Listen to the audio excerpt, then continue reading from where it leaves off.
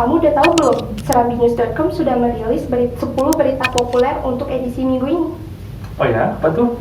Iya, untuk Kanal Nanggro yang edisinya 15 sampai dengan 21 September 2020.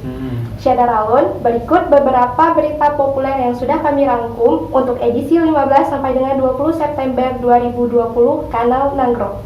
Yang pertama, PD berstatus orange COVID-19, belajar daring diperpanjang hingga 12 hari. Dinas Pendidikan Distrik PD memperpanjang 12 hari belajar daring dan laring.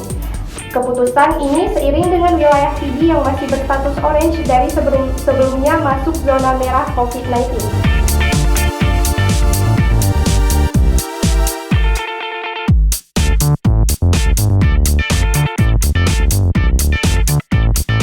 Yang kedua, setelah masuk Islam di Abdia, ibu bersama 7 putri tinggal di gubuk pinggir jalan di Aceh Selatan.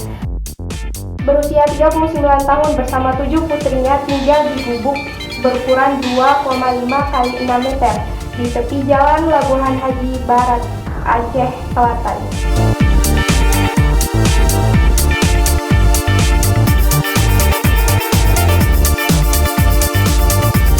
Baik, yang ketiga ada Haji Harun Kecilemi meninggal dunia.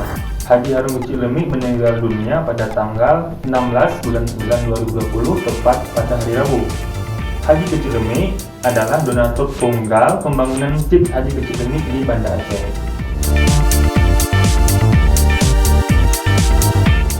Yang keempat itu ada masih bersangkut dengan berita kedua, yaitu mengenai Fatimah juga yang kembali masuk Islam. Kisahnya dia yang kembali masuk Islam setelah sebelumnya pindah keyakinan karena menikah dengan seorang lelaki non-muslim.